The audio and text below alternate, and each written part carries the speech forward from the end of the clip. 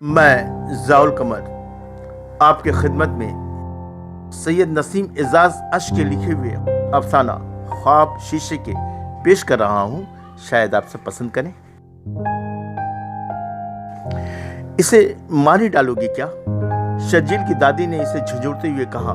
तब कहीं जाकर उसके वजूद में उठ रहे जुनून की लहरें कुछ मान पड़ी। जमीन पर पड़े सिसकते और कराहते हुए नन्हे से शर्जील पर जब इसकी नजरें पड़ी तो यादों की दरीचों पर माजी के तल्ख लम्हात ने दस्तक देने शुरू कर दिए। ये वो दिन था जब उसकी निस्वानी अदाएं भी शाहिद को स्टेडियम जाने से रोके रहने पर कासी रही थी, और फिर शहीदों के सब में शाहिद की गुमशुदगी इसके लिए मुस्तकिल सफेद पोशी का पेशखेमा साबित हुई थी।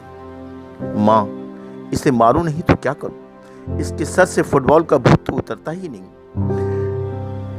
बिल्कुल अपने बाप की तरह जिद्दी है। मेरे लाख मना करने के बावजूद आज फिर गया था फुटबॉल खेलने, उसने तकरीबन चीखते हुए कहा। सिसकते और कराहते हुए शर्जील ने मैदान ना जाने और अपनी पढ़ाई में भरपूर तवज्जो देने का वादा कर लिया, मगर वो अच्छी तरह जानती थी कि इसके पास आमदनी के वसाइल इतने मुस्तकिम नहीं हैं कि वो शर्जील को आला तालीम दिलवा सके। घर की कफालत का कोई मुस्तकिल बंदोबस्त भी नहीं था। करम फरमाओ के एहतियात चंद ही दिनों में खत्म हो गए और एक दिन शर्जील फीस ना अदा किए जाने पर स्कूल से निकाल दिए जाने की दिलखराश खबर लेकर घर पहुंचा। शर्जील को IPS अफसर बनाने के ख्वाब रेजा रेजा होकर बिखरे पड़े थे। उसने अपने ख्वाबों के इन बखेरे हुए रेजों को खुशहाल लोगों की तरफ से माली ताउन के अहाता से सिमटने की कोशिश जरूर की, मगर शर्जील को पढ़ाने के बजाय काम पर लगा देने के मशरों की कृचियों ने इसके हाथों को लहूलुहान करते हुए नाकाम कर दिया था। शर्जील भी अब होशियार हो चुका था। घर में फाका कशी और तंग दस्ती का हाल इसकी आंखों के सामने आया था, लिहाजा वो भी अपनी पढ़ाई छोड़कर काम में लग जाने के लग पे था। वो अपने ख्वाबों की तामीर ढूंढने की तसव्वुर में थी कि उसे एक ख्याल छू गया। शाहिद के साथ बीती हुई खुद पर उसे सरगोशियां करने लगी। तुम क्या जानो खिलाड़ियों की अहमियत क्या होती है? शायद ने उससे कहा था।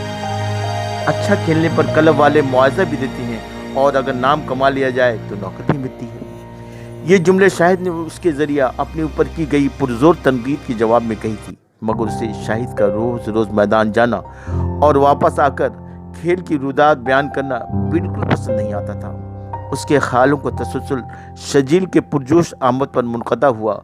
शर्जील के हाथों में एक बड़ी सी ट्रॉफी थी। उसने आते ही अपनी माँ की गोद में 100 रुपए की 30 नोट रख दिए। अपनी माँ को हैरान देखकर उसने लबकुशाई की। माँ, मुझे बेस्ट प्लेयर का खिताब और 3000 रुपये बतौर इनाम मिले हैं। माँ, मैं तुझे बिना बताए मैदान जाता रहा था और मैं फुटबॉल खेल में फॉरवर्ड लाइन पर खेलता हूँ। माँ, तुम मुझसे इस बात पर नाराज़ तो नहीं है? सचमुच वो आज बिल्कुल नाराज़ नहीं है, क्योंकि उसके ख्वाबों के बिखरे हुए रेजे अब रफ्ता रफ्ता सिमटते जा रहे थे।